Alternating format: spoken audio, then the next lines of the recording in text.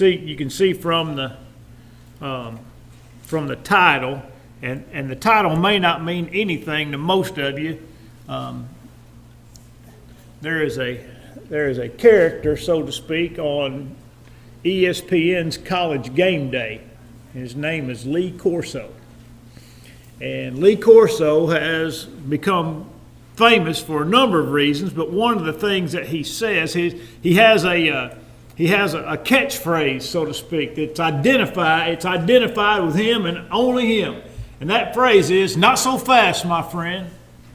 Because what's going on during the course of that show is they're all picking football games. All the people on the panel are picking the games and who they think is going to win and why. And as a general rule, something will happen, and the first one will pick Team A, and the second one will pick Team A, and the third one will pick Team A, and then it gets to Lee Corso, and he goes, "Not so fast, my friend," which tells you he's going to pick the other team.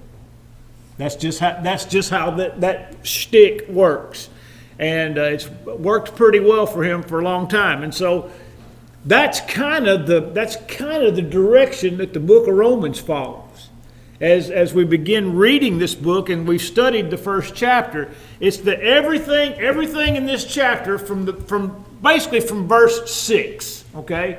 From about verse 6 or 7, maybe 9, this whole thing is just running in one direction.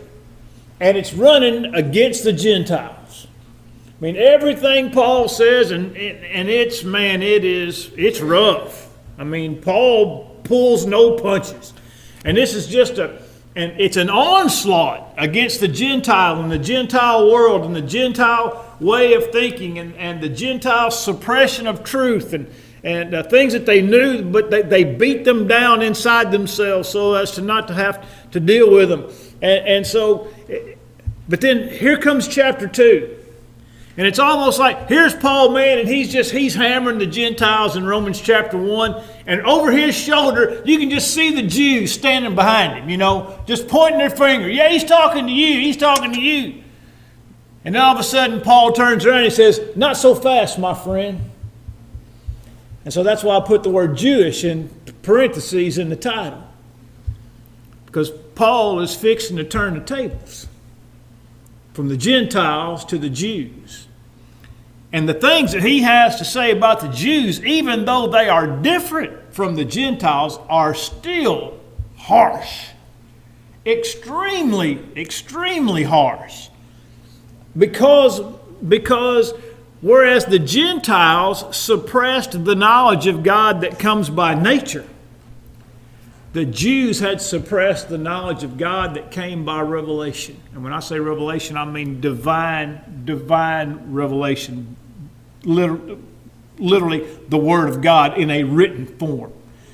And so that's why I titled this thing this way, because this thing has started in one direction, and now all of a sudden Paul's fixing to turn this thing on a dime, and it's fixing to get ugly.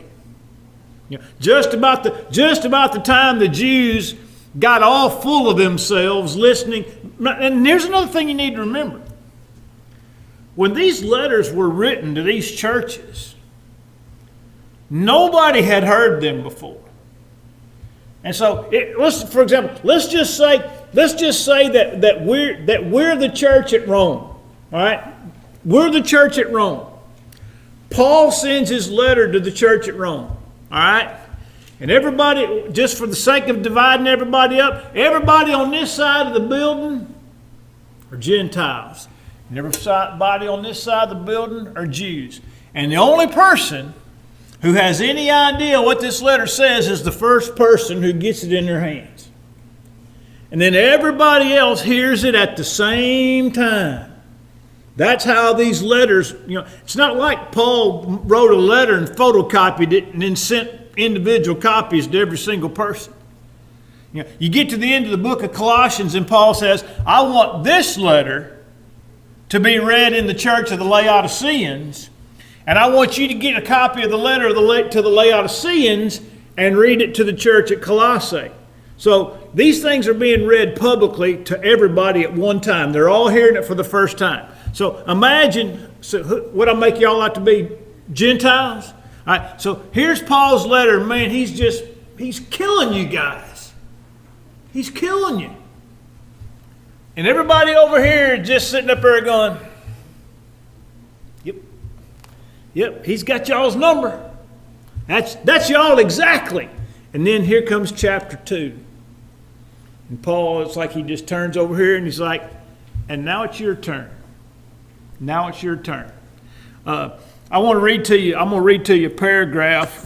This is from. This is a really, really good commentary, so to speak. It's not so much commentary as it is kind of a summation. It's called "Encountering the Book of Romans" by Douglas Moo, M-O-O, Douglas Moo, and Bill recommended this to me. I've got about eight or nine commentaries on Romans. I'm only happy with about 4 of them. But I also noticed something that when I was, I've been using Jack Cottrell's commentary on Romans. That's as my primary source. And I called Bill and I said, Bill, I've been reading Cottrell. And by the way, Bill recommended Cottrell's commentary to me 2 or 3 years ago, he said, man, you got to have this book. You got to have this commentary. And I said, man, I keep reading Cottrell's commentary. I said, and over again, there are 2 guys he continually quotes almost on every page. Moses Lard and Douglas Moo. And I have Moses Lard's commentary on Romans, and it's been one of my favorites for a long, long time. I said, but I looked up Moo, and I said, there's 2 or 3 different variations. He goes, get the one called Encountering Romans. Encountering Romans. So I bought it, and it came this week, and I'm really, really enjoying L-A-R-D, just like Lard. Yeah, Moses Lard. Moses Lard was a 19th century restoration preacher. He's one of ours. Cottrell, in a sense, is one of ours insofar as, but he was a member of the Independent Christian Church. But he was considered a Bible scholar without question by people across the religious landscape. By the way, Cottrell just recently died. But Cottrell's work on Calvinism and baptism is as good as you'll read anywhere. But his commentary on Romans is my primary source. And I just kept realizing that he was quoting Lard, he was quoting Moo over and over again. So I said, man, I got to get my hands on this one, if it's that good, and it is. So let me read to you just how Moo opens his summary on chapter 2. The Gentile Christian in Rome, listening to the end of Romans 1 being read in a church service, must have wondered about this Paul. The apostle had the reputation of being favorable to the Gentiles, but in these verses, Paul seemed to be repeating the same old Jewish polemic against the Gentiles. Had nothing changed with the coming of Christ? Were the Gentiles still going to be treated as a race inferior to the Jews? But as the listener began hearing chapter 2, these questions would quickly have been answered. And so I loved that summary of the introduction of chapter 2. Okay, so looking at question number 1 to get into our notes. Paul said, therefore you are inexcusable, O man, whoever you are who judge. For in whatever you judge another, you condemn yourself. For you who judge practice the same things. Now, this is going to be one of the primary themes of this chapter. My take on chapter 2 is this. There are 2 themes in chapter 2. One is the Jews are just as guilty as the Gentiles. All right? And the second theme is it's not those who hear the law who are justified in the eyes of God, but those who do it. That's kind of the two themes that you can kind of take out of this chapter. Okay, so looking at, I already told you about where the title came from in that first note, but the second paragraph there is, Paul utilized this very practice, that is, everybody going one direction, he's going to go another, to interrupt what he anticipated was the thinking of the Jewish Christians.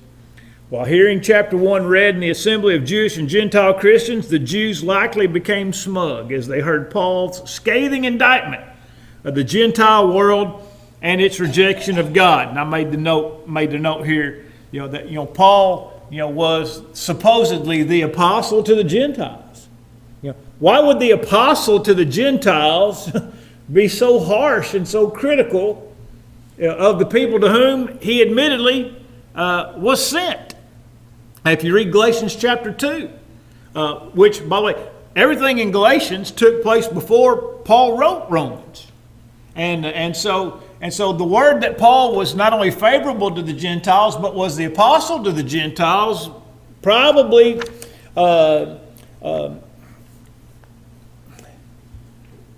gave Gentiles the wrong idea when they heard what he said. In other words, they were anticipating a little less harsh tone than they received based on who they thought Paul was or what they thought him to be. So thus, in chapter 2, Paul squelches any presumption of superior piety among the Jews, noting that they were often guilty of what they so readily condemned in the Gentiles. And then last paragraph, according to Cottrell, and this is on page 102, and also Moo mentions this on page 47, Paul's form of writing here is known classically as diatribe. In other words, it's a form of communication, but we use the term diatribe in a little bit different sense today. It's a word that still has fairly common usage. If somebody if they went off on a rant, we'd say it was a diatribe. But we would understand the word diatribe as to mean just a litany of complaints. If somebody's just complaining about this, and this, they've gone off on a diatribe. In the classical sense of the word, Paul is using diatribe. But diatribe in this case means he's using two forms of communication. He's asking questions and making statements. And then note also this. Diatribe is negative, personal, biting, and directly to the point. And man, that's chapter 2 to a T. Paul makes it personal. Now, note on the handout there, that last paragraph.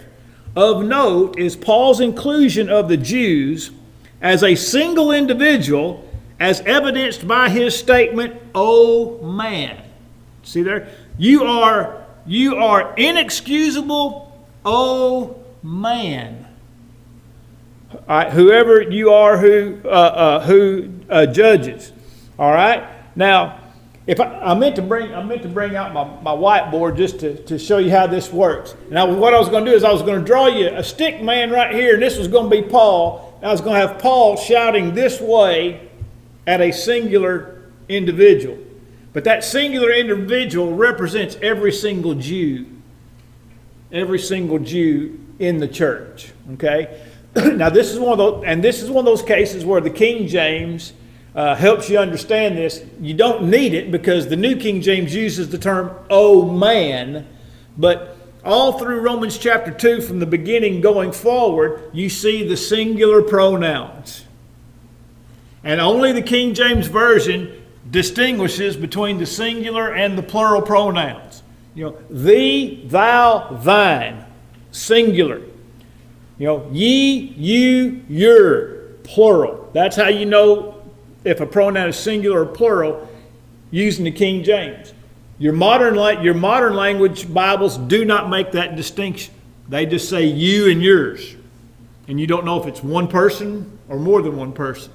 And so, reading this from the King James, it says, "Therefore thou art inexcusable, O man, whosoever thou art who judgest. For wherein thou judgest another, thou condemnest thyself, for thou that judgest does the same things." Okay? And so Paul uses the singular pronoun about 6 times in this first sentence. And so what it is he's speaking to every Jew, but he's speaking to them as if they were one man. Okay? Speaking to them as if they were one individual. And then note also, and this is important to note, the use of the term inexcusable in verse 1 is the same as inexcusable at the end of Romans 1 and verse 20. They are without excuse. In other words, the Gentiles are without excuse for their rejection of God. All right? That's the same word. And so that's important, because inexcusable is kind of a strong word, isn't it? There is absolutely no excuse for this. All right? So Paul says to the Gentiles, there is no excuse for your rejection of God. And now here, and then he turns around and says, to the Jews, there's no excuse for the way that you are talking to these Gentile brethren, because in the very things that you condemn them, you're doing the exact same thing.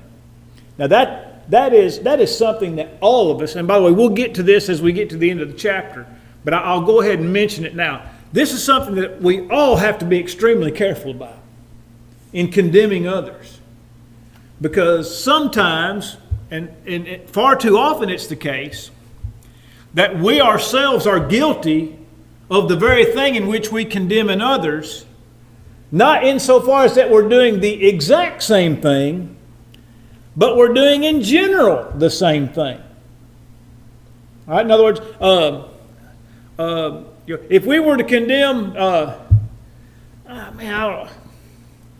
if we were to condemn some type of sin of addiction in an individual, but yet we were guilty of another type of addiction, right? Something that we wouldn't give up. Not necessarily against the law or breaking practice. That's right. Yeah, it doesn't have to be the exact same thing, but it's going to be in the same family.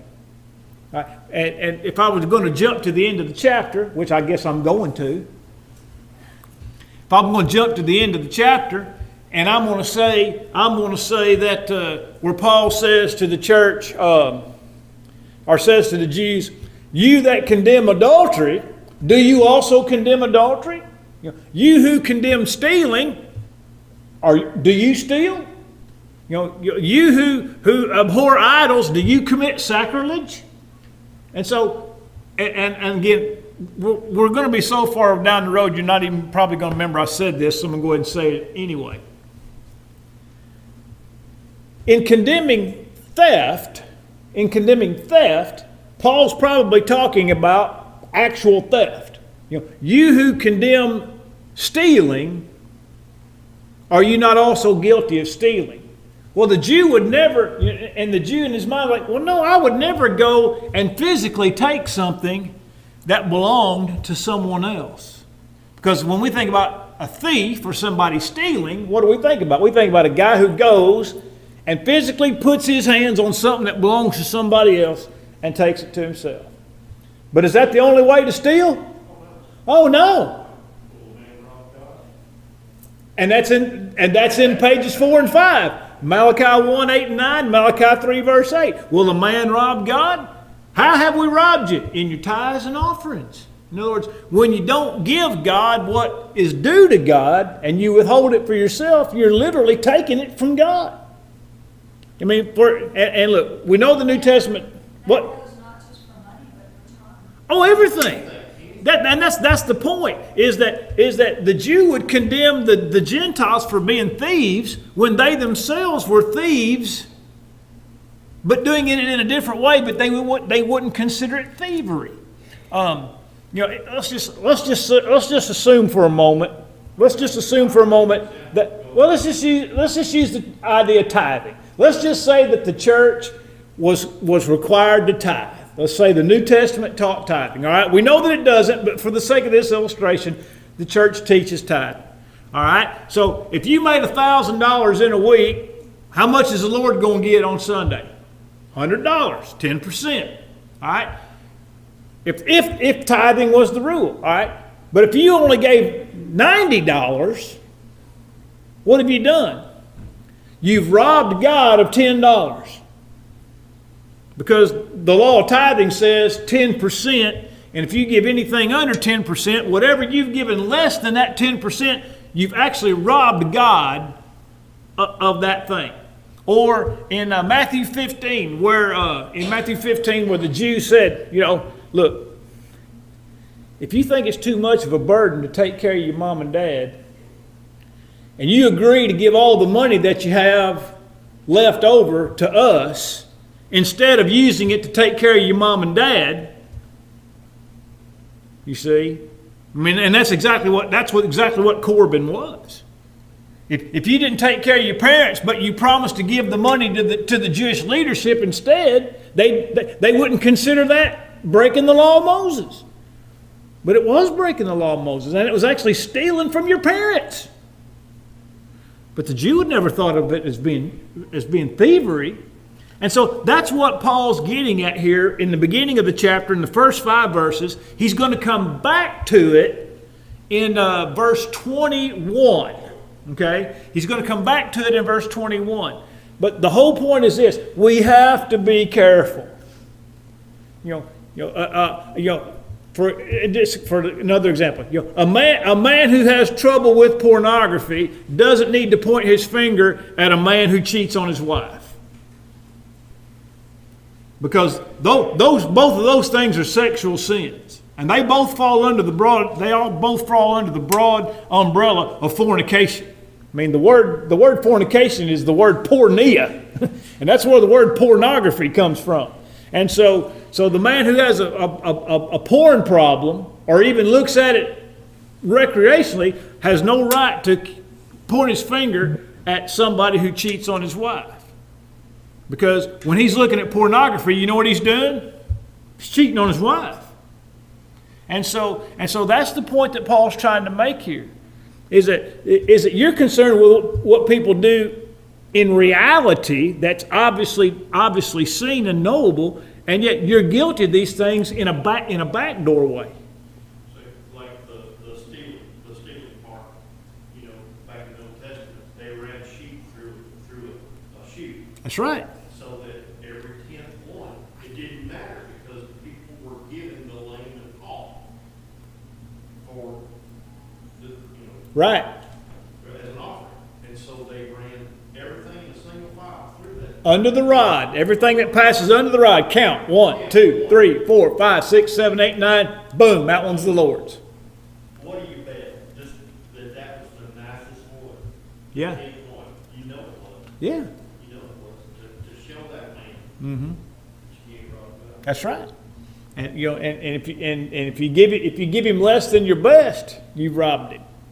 And so this is the whole tenor and theme of chapter 2, is condemnation of the Jews for their condemnation of the Gentiles when they were guilty of the exact same thing. Then so we get to question number 2. It says, "But we know that the what? The judgment of God is according to truth against those who practice such things." The such things being condemning in others what they themselves are guilty. "And do you think, O man, you who judge those practicing such things and doing the same, that you will escape the judgment of God?" In other words, Paul says, and here's what he's trying to say: be careful about what you're condemning in others. Because when you condemn them in others and you're guilty of them, God's going to hammer you on this. It's not just about a sin. It's not just about a sin that you've committed in ignorance. It's a sin you've condemned in others, but you haven't looked closely enough at your own life to see that you're guilty of the same. Well, that's just like before you pick it the mud or speck in your brother's eye. That's right. That's right. Yeah, Matthew 7. Why do you behold the speck in your brother's eye when behold there's a beam, in your own eye? I mean, just to be honest, very few of us have any right to point fingers at anybody. Because, There's a sense in which that is true, but there's also a sense in which you have to be careful about that, because, well, for example, are there spiritual people in the church? Yeah. if there are, and Galatians 6 and verse 1 says, "Brethren, if any man among you is overtaken in a fault, ye which are spiritual, restore such a one in the spirit of meekness, considering yourself, lest you also be tempted." And so we would hope that the church, and look, the idea of condemning here is condemning in others what we ourselves are guilty of. It doesn't mean that we are never to condemn actions in others. I mean, 1 Corinthians 5, the man who had his father's wife. I mean, that guy needed the hammer dropped on him. And by the way, and that church wasn't all that hot to begin with. You know, when you consider all the sins that were prevalent in the church at Corinth, but Paul still had that church to come together and say, "You got to get that man out of here."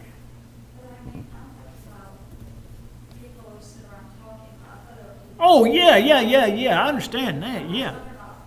Those types of sins, cheating on your wife, that they're doing the very. For example, how many times do you hear the phrase, "That's the pot calling the kettle black"? Yep. You look at somebody and think, well, you're a fine one. You're saying. That's right. And that's what Paul's saying to the Jews. You're a fine one. Said for most of us at some point. Right. That's why we have to be very careful. But if we're going to judge yourself first. Right. All right. Note in let's look at the notes under number 2. Paul reminds the Jews that, as in all cases, God's judgment is always right, regardless of how severe or unfair one may believe it to be. You look at Ezekiel 18 through 32. I think it says 19 through 32. The Jews condemned God for saying the way of the Lord is not fair. The way of the Lord is not fair. You know, it's like, wait a minute. Who are you to tell the Lord that His way is not fair? In order to condemn the way of God as being unfair, then you have to have the same knowledge that God has. And none of us have that. And of course, but also a problem with the Jewish judgment in that matter was they had the whole thing set up on a set of balances. You know, all right, here's a guy who does right for 60 years of his life, and he's piled up all these good deeds over here on this side. But God says at the end of his life, if he turns from it, even if it's just for a week, if he turns his back on the Lord the last week of his life, that whole thing counterbalances, right? I mean, that's what it says. All the righteousness that he has done will not be remembered. But if a man does wickedness all of his life, and at the end of his life turns and does what's right, God says all the wickedness will not be remembered. And the Jews were like, that's not right. That's not fair. You know, this is a numbers game. Now, how is it that I don't get to pile up 60 years of good and you're going to take it all away from me in 1 week? Or how is it that this guy over here gets 60 years of wickedness and you're going to overturn it all in 1 week? Lord, your way's not fair. And that's Ezekiel 18. Parable of laborers. We worked all day. They only worked an hour. The problem was, those were the only guys that agreed to a wage. The first guys agreed to a wage. Everybody else that was hired said, whatever is right, I'll give to you at the end. Right? Who grumbled? The guys who got exactly what they agreed to work for. You see, and that's a point that has to be made and understood in that parable. Nobody else agreed to anything but everybody else but the first people hired agreed that the landowner would do right by them, and they trusted him. The first people came along and they had a handshake agreement on what they were supposed to receive, and then when they got what they agreed to receive, they complained about it. And so that goes to that same concept. So God's judgment is always right. Okay? So we are warned by this in the following texts to use extreme caution before callously condemning the actions of others without considering first our own state, lest we be found guilty of practicing the very things we condemn in others. Note the next paragraph and the phrase such things at the end of verse 2. Such things there at the end of verse 2 likely refers to the sins found in verses 29 to 32. I mean, it's in the immediate context. I mean, Paul's talking about all the sins of the Gentiles, and then he says, now you're inexcusable because you practice such things. Now notice it says such things. It doesn't mean you practice exactly those same things, but you practice such things. What is the tie up at the end of the works of the flesh? There's a whole list of things, and at the end of that list, what does it say? And such like. In other words, even if it's not enumerated in this list, if it's like it, it's in the list. And so when Paul says such things, he's not condemning the Jews for practicing homosexuality. That was unheard of among the Jewish people. He wasn't condemning them for practicing idolatry in the form that most of them understood it. That was almost unheard of among the Jews of the first century. But they were practicing such like. And so Paul is warning them. And so then last, in verse 3, Paul uses a rhetorical question to drive home his point. He's not asking this question in order for them to answer it, but rather to introduce and show the precarious position in which they've placed themselves by making themselves the judges over the Gentiles. We call a rhetorical question is a question that is answered by the very fact that you've asked it.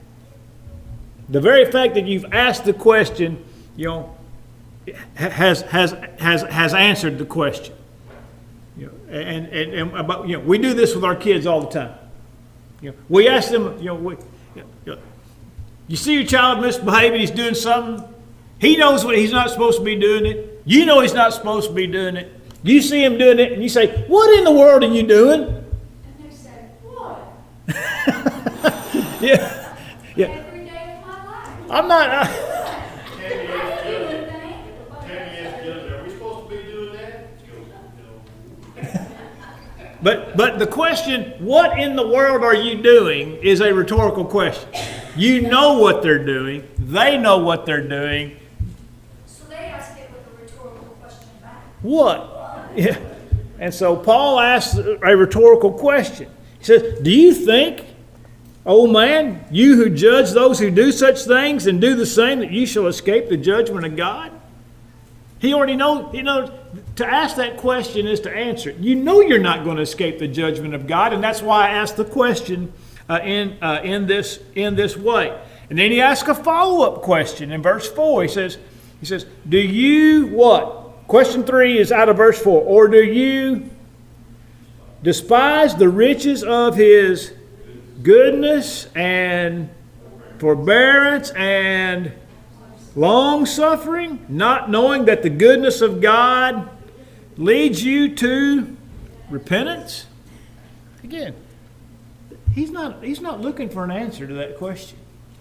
He's asking them, have you forgotten about the goodness and the forbearance and the long-suffering of God? And so again, it is a rhetorical question. Did we get one, Bill? All right, let's close with just looking at the notes here.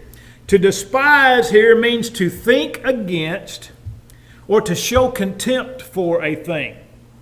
In this case, the riches of God's goodness, his forbearance, God's self-restraint. The fact that he hasn't struck us all dead, in the blink of an eye, which he would be perfectly justified in doing. Right? I mean, God would be perfectly justified to turn all of us to ash in the blink of an eye. just like Jeremiah said, as Jerusalem was being sacked and the people were being carried away, says, it's because of the Lord's mercies that we are not consumed. In other words, the fact that we're still alive to suffer this punishment is testimony to the love and the mercy of God. So rather than taking advantage of God's mercy in a good way, they took advantage in a wicked way. And going forward, it appears as though this attitude found its origin in the Jews, and I use the term singularly because Paul's speaking to them singularly. Technically, it should be S apostrophe. Slavish and idolatrous view of the law. And we should all give serious thought when we become cognizant of our own sins, not to dismiss them or treat them as if they are of no importance, because we have not been called on to give an account or been made to suffer for that sin. In other words, when I discover there's a sin in my life, but I discover it not because that sin's been exposed and not because that sin has caused me some personal grief, I still need to deal with, in other words, sometimes we learn that we need to deal with our sins because our sins find us out. Because our sins bring physical consequences to us. That's not what Paul's talking about. Paul's talking about that we need to deal with our sins whenever we learn about those sins, whether or not they've been known or brought us any degree of consequence or discomfort.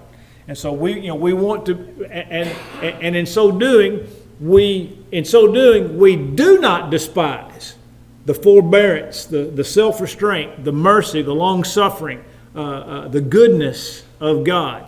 It's like the way I think about these types of things is, when it comes to my mind, I'm like, Lord, thank you for not letting me die before I figured out that this was wrong.